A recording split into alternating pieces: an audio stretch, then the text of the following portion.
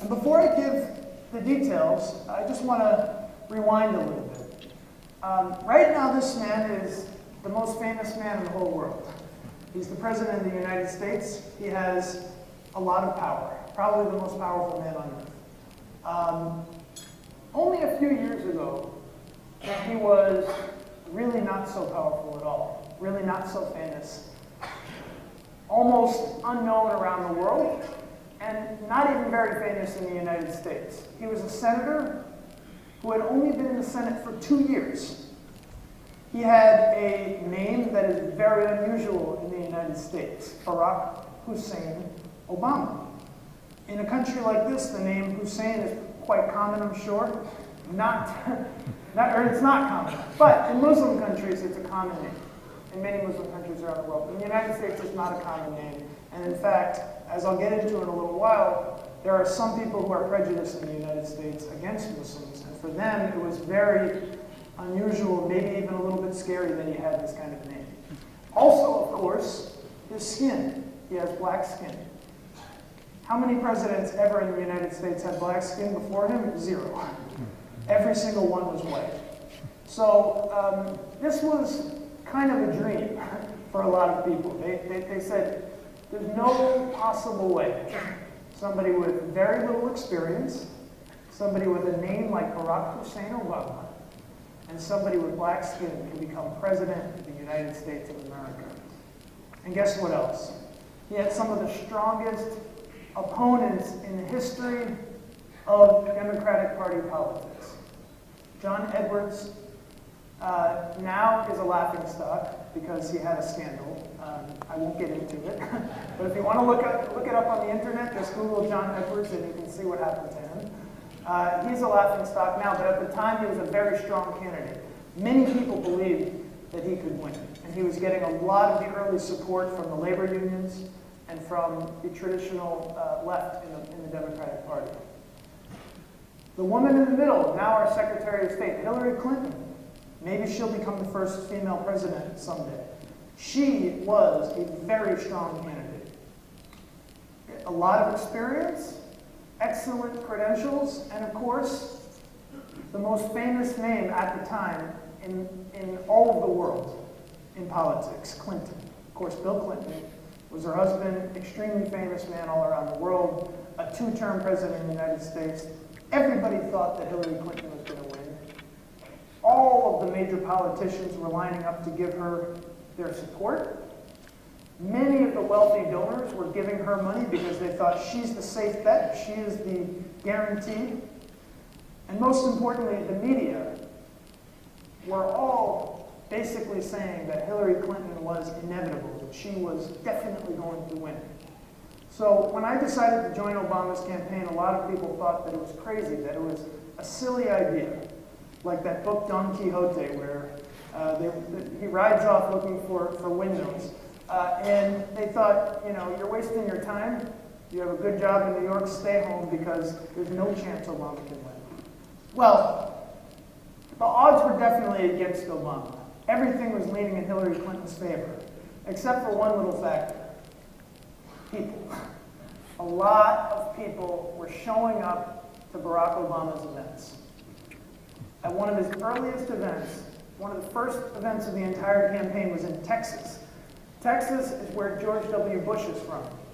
It's not a very left liberal state. It's a Republican state. People there traditionally are not supposed to like people like Barack Obama. Guess what? 23,000 people showed up for Obama's first event in Texas. And there were so many people that the young people had to climb in the trees just to get a look of Obama. So we knew that we had some kind of advantage. We had one thing going for us, the grassroots energy, people. We knew that there was more excitement among the grassroots for Obama. Even if the leadership in the country, and even if the media in the country was supporting Hillary Clinton, the grassroots, the ordinary people were supporting Obama. We knew this. So our challenge was, okay, how do we take all of that excitement in the streets and turn it into something productive? How do we win?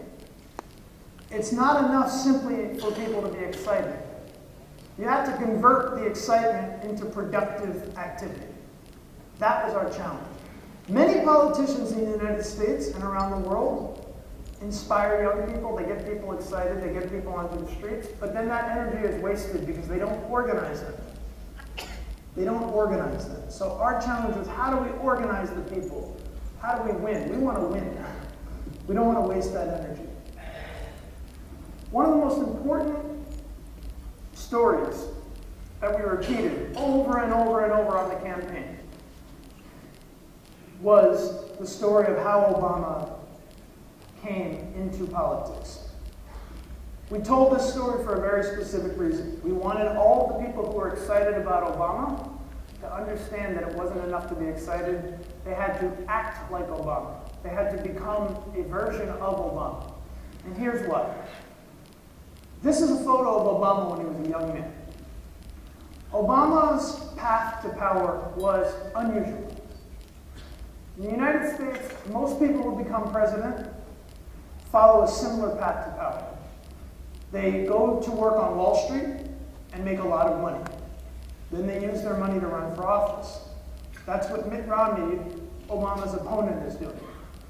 Another path to power is you go to Washington, D.C., and you work your way up through the ladder of politics, and then eventually you make enough connections with powerful people that you become president.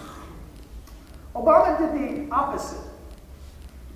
Obama graduated from Harvard Law School. He was the president of the Harvard Law Review, the top law school in America. He could have had any job he wanted to in the country. He could have made a lot of money.